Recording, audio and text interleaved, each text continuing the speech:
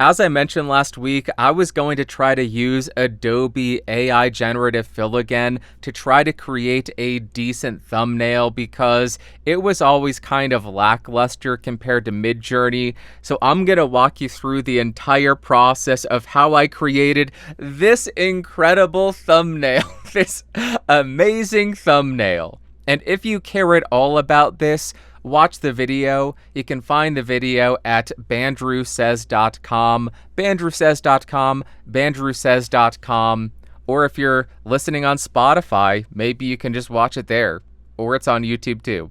All right, let's go ahead and dive into it. So I started with a cutout of myself with nothing in the background, which will make it a lot easier to manipulate and add exactly what I want. The first thing I wanted to do was add a winter coat because I don't have one, so I highlighted around my body and did generate a person in a big white winter coat.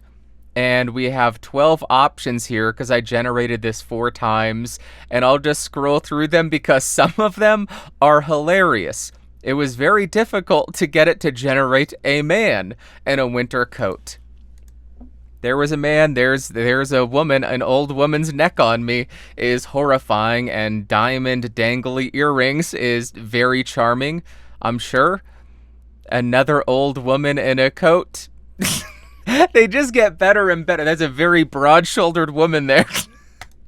We have, that one's not necessarily a woman, but yeah, it didn't work as well. There's kind of a man, I don't know.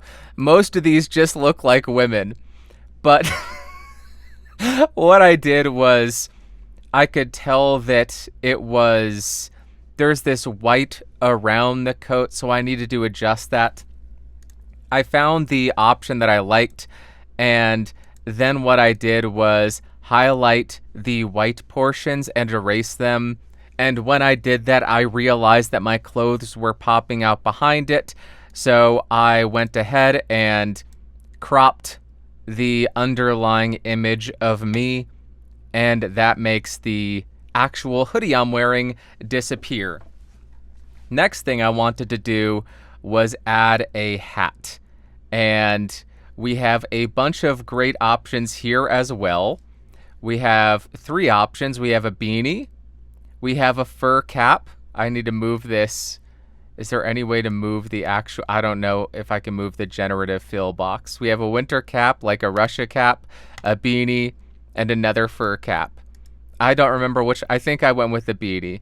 And I did the same thing because this has white outlining it. So I made a rasterized version of that, and I just cropped out the white. And then I needed to add a background. So I just did inside of an igloo. This is in a snowstorm is what I landed on. And it just gives a few different options. And the last thing I needed to do was add text. Maybe I don't. I actually may change the thumbnail on this because I like this background a lot better. And it just says, shut it off.